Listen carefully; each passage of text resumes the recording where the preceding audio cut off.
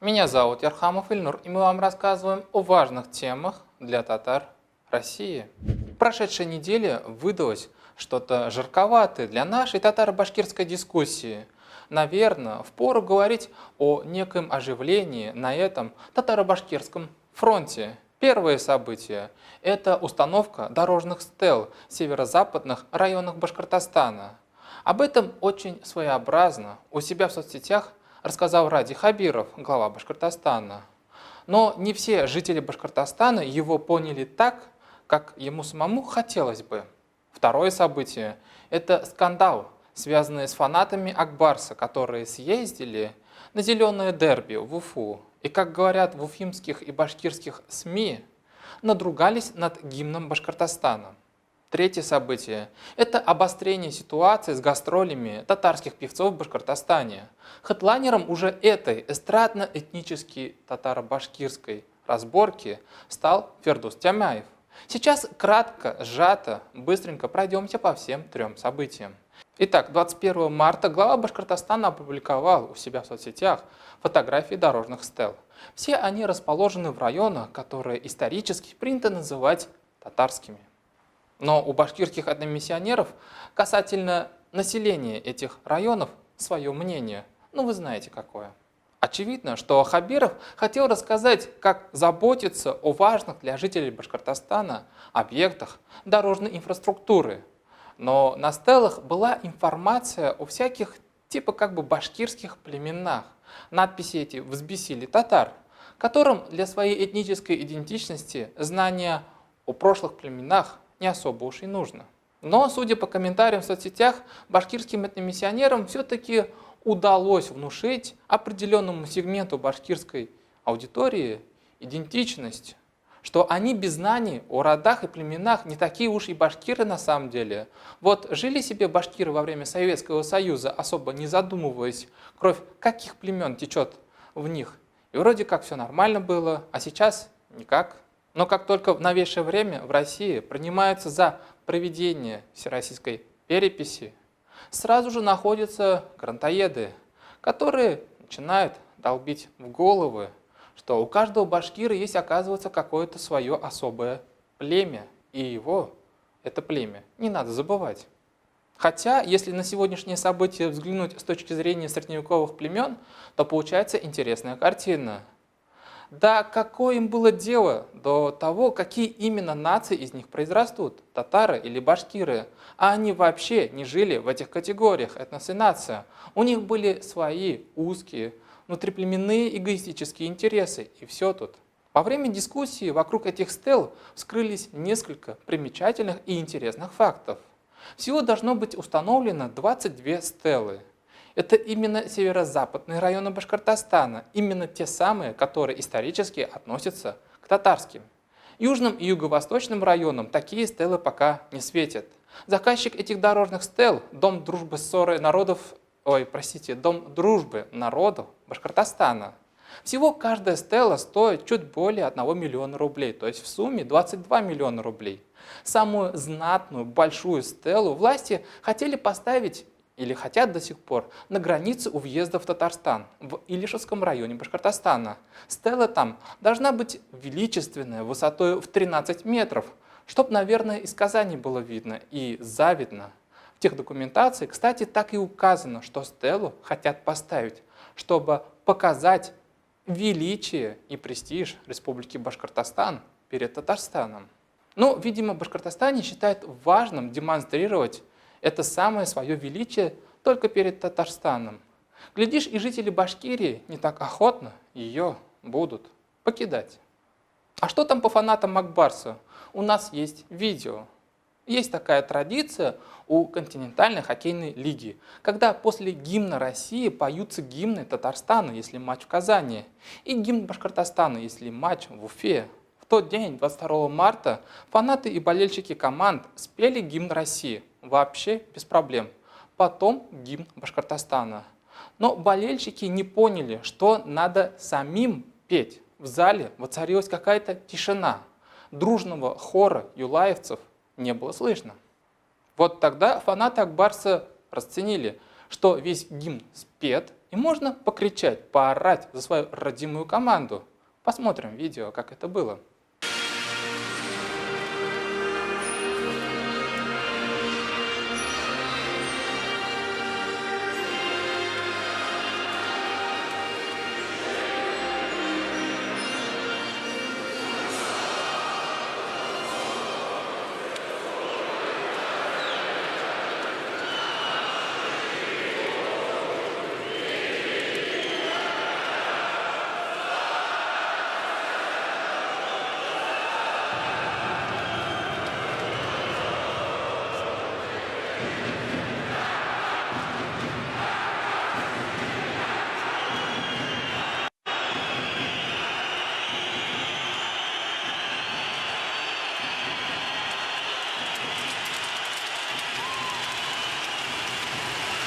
В общем, акбарсовские фанаты не поняли своеобразное и молчаливое пение башкирских фанатов своего республиканского гимна.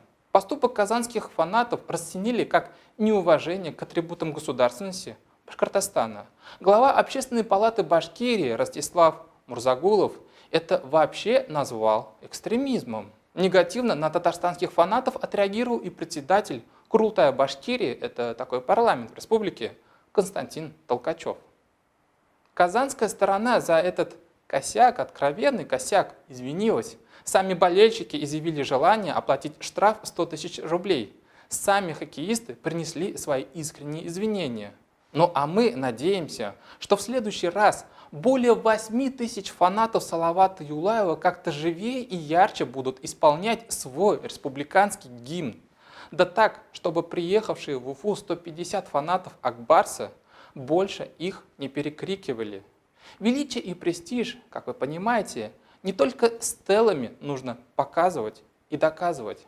Своеобразное татаро-башкирское противостояние разгорелось и между эстрадными певцами Татарстана и властями муниципалитетов Башкортостана.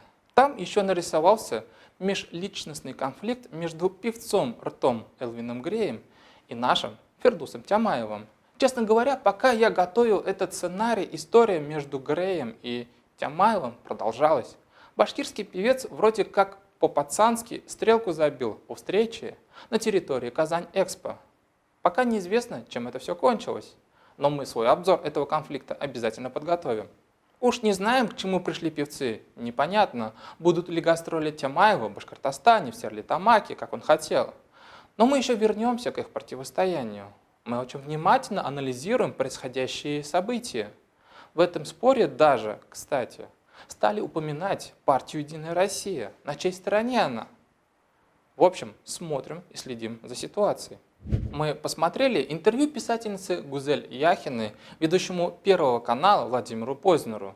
Любопытное интервью, я бы сказал. Да, сейчас Гузель Яхина очень занята продвижением своего романа «Эшелон на Самарканд». Книжка только-только появилась на полках магазинов. Нужны внушительные продажи. Отчасти весь этот шум и скандал, который сейчас сопровождает книгу «Эшелон на Самарканд», вроде как выгоден, должен быть выгоден для Яхиной. А что? Книгу обсуждают. Внимание журналистов и блогеров к этой книге приковано. Пиар, реклама, вот это все. Но Гузель Яхина развязала войну с сообществом профессиональных историков. Поэтому в бой вступили на сегодня самые матерые историки-спикеры, у которых есть серьезные ресурсы на площадках YouTube. Так что в скором времени увидите, как появятся комментаторы, которые саму книгу у Гузель Яхиной не читали, но эту самую книгу знают подробно. Свое мнение, скорее всего отрицательное, уже сформулировали. Откуда они знают книгу? Да историки на YouTube сейчас очень смачно разбирают книжку, находят исторические ляпы, прям до молекул разносят произведения. И, знаете ли, делают это весело, с задором, с элементами шоу. И куда интереснее, чем Яхина уговаривает купить свою книгу. Но вернемся к интервью Яхиной Владимиру Познеру. В эфире программы «Познер». Гость программы писатель, очень известный писатель Гузель Яхина. Добрый день. Или не сказать добрый вечер. Добрый вечер. Да, добрый вечер.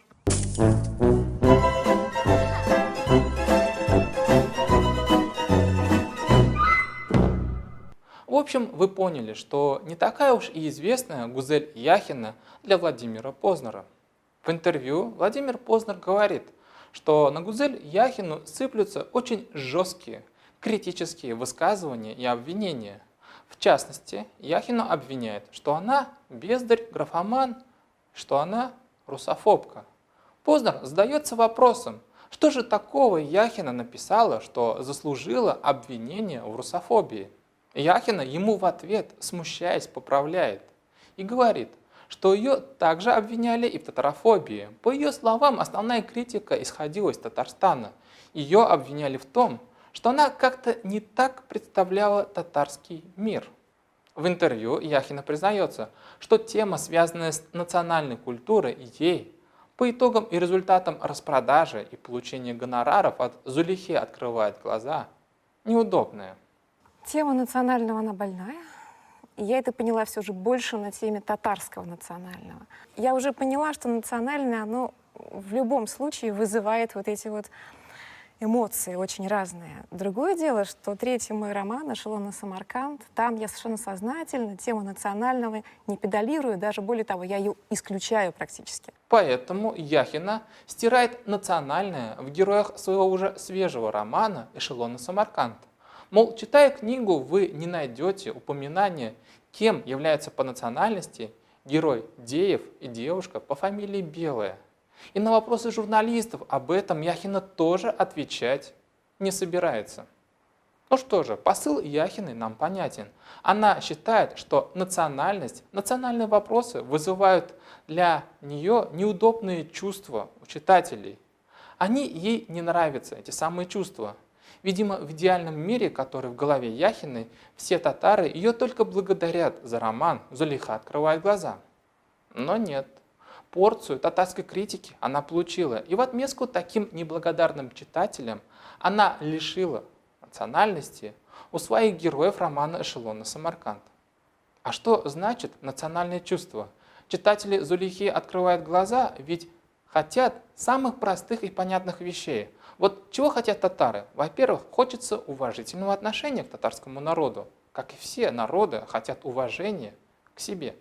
Во-вторых, описываемые Яхиной события в романе татарами в основном истолковываются, понимаются как очень тяжелые, можно сказать, катастрофические для культуры, для родного языка, для татарского народа. Тяжело было в начале 20 века, во время гражданской войны и первых лет советской власти и русскому народу, и другим народам Поволжья, всем. Неужели Яхиной так сложно было взять за аксиому эти простые, понятные истины? В-третьих, Яхина и раньше была замечена в нечестном и двуличном отношении к своей аудитории, в какой-то неискренности к своим преданным читателям. И в этом интервью с Познером она опять показала свою двуличность по отношению к своим читателям. Итак, в интервью Познеру она дала понять, что ей не нравится национальное, потому что оно, национальное, доставляет ей дискомфорт.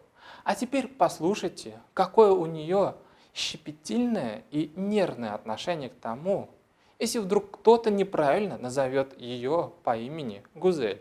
Да, кстати, я хотел сказать у Гузели Яхиной, но где-то вычитал, что вы возражаете против того, чтобы ваше имя склоняли. Это так? Знаете, я совершенно спокойно отношусь к любому наименованию. Писатель, писательница, автор или авторка. Я совершенно спокойно отношусь к любой форме своего имени, Гузель или Гузели. Мне действительно радостно слышать Гузель, просто потому что такая норма потребления в Татарстане. Если приедете в Татарстан, то именно Айгуль, Гузель, они не склоняются. Это просто привычка, которая, кстати, закреплена и в нескольких словарях.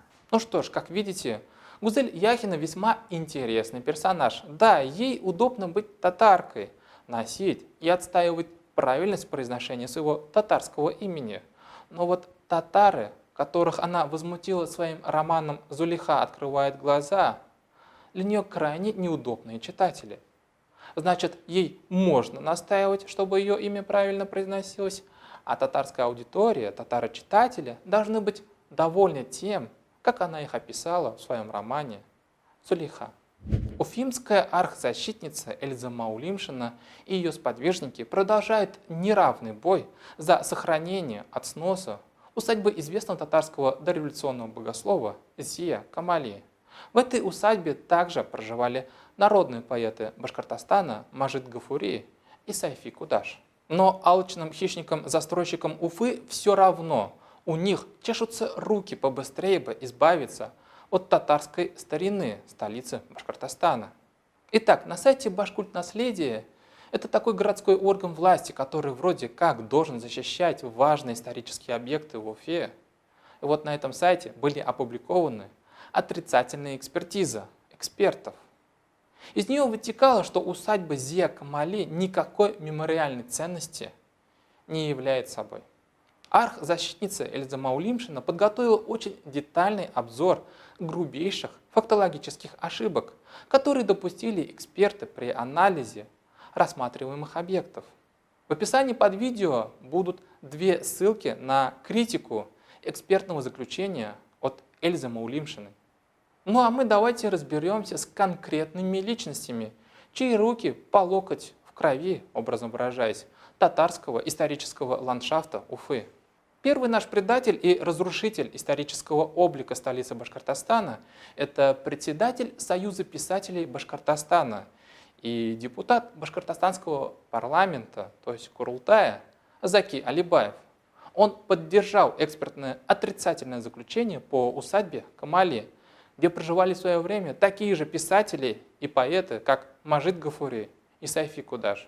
Переходим к следующей неприятной личности. Это эксперт Такменинова Людмила Ивановна, старший научный сотрудник научно-исследовательского сектора Уральской государственной архитектурно-художественной академии. Она у себя на родине в Екатеринбурге известна как исследователь и популяризатор архитектурного авангарда. Также она руководит региональным отделением Международного совета по сохранению памятников и достопримечательных мест. Вот такая ирония. Человек, который вроде как должен выступать за сохранение памятников и достопримечательностей, служит на стороне зла, на стороне хищников-застройщиков, которые жаждут уничтожить усадьбу Камали. Кстати, сама Такменинова особым авторитетом у себя в Екатеринбурге не пользуется. Горожане помнят, как она приложила руки к уничтожению котельного отделения с кирпичной трубой, бывших складов готовой продукции и здания силового отделения бывшей Симоновской мельницы. Ну а наша Эльза Маулимшина смогла установить, что в основе экспертизы Такмениновой лежит ее переписка с так называемым черным и крайне подозрительным экспертом Михаилом Юрьевичем Сафаровым. Этот заведующий отделом археологии и природы историко-культурного музея-заповедника «Старина Сибирская» уже приложил руку к уничтожению русского исторического прошлого Уфы. Он в 2020 году подготовил экспертизу, чтобы лишить усадьбу Гурылева в Уфе статуса объекта культурного наследия. Если снесут эту усадьбу, то на его месте застройщики хотят расположить парковку для судей арбитражного суда Башкортостана. Вот журналисты канала ЮТВ расспросили Михаила Сафарова, зачем он написал отрицательную экспертизу на дом уфимского мещанина Гурылева. И вот что он цинично им ответил. Потом я вам могу еще сказать свое личное мнение. Я вот как являюсь молодым отцом. Если бы я шел со своим там повзрослевшим сыном по этой улице, и был бы ему интересен этот объект или нет? Я думаю, что нет. Улица сама по себе очень интересная, но этот объект, он сейчас из нее выпадает. В том числе с учетом изменившейся градостроительной ситуации, которая имеет место быть рядом. Ну, вы понимаете, о чем речь. Это новый объект капитального строительства. Конечно, мы понимаем, что изменилось в этом месте, в Уфе. Построено новое здание арбитражного суда Башкортостана. И судьям, и бизнесменам, которые между собой тяжбу устраивают, срочно нужна комфортная парковка. Но обратите внимание, что говорит Михаил Сафаров о своем сыне. Видите ли, он не может интересно объяснить своему сыну, чем важен этот особняк Гурылева. Он, Михаил Сафаров, житель Омска, не может своему сыну объяснить важность памятника Уфы. Несмотря на то, что Михаил Сафаров является носителем татарской фамилии, к историческим объектам именно татарской старины он питает какую-то явную неприязнь. Например, в прошлом году он приговорил к уничтожению старинный дом челябинского татарского дореволюционного купца Ахунова.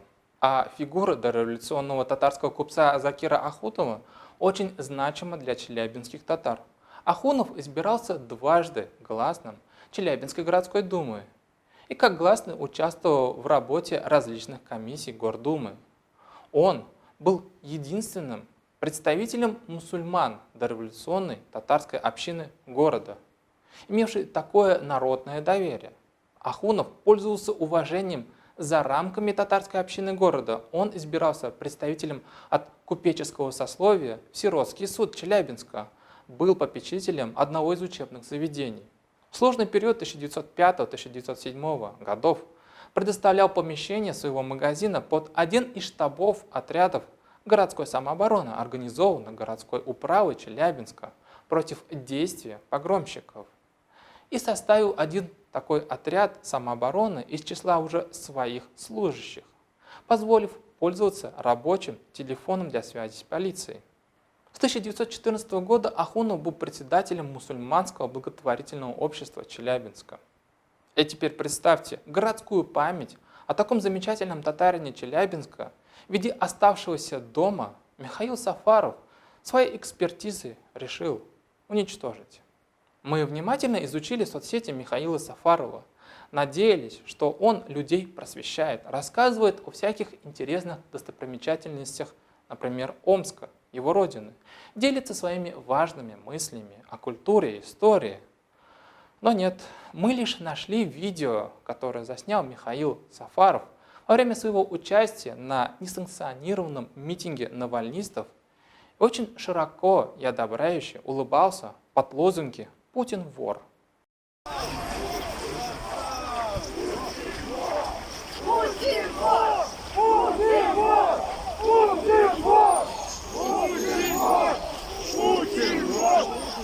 Какое же знатное мерзкое двуличие и лицемерие демонстрирует нам эксперт Сафаров, поддерживая антипутинские митинги. Может, Михаил Юрьевич, все проблемы у нас в стране не потому, что Путин вор, а потому что это вы вор? В общем, я лично считаю Заки Алибаева, Людмилу Такменинову и Михаила Сафарова пожирателями татарской старины Уфы, прислуживающими алчным застройщикам. Когда же вы подавитесь?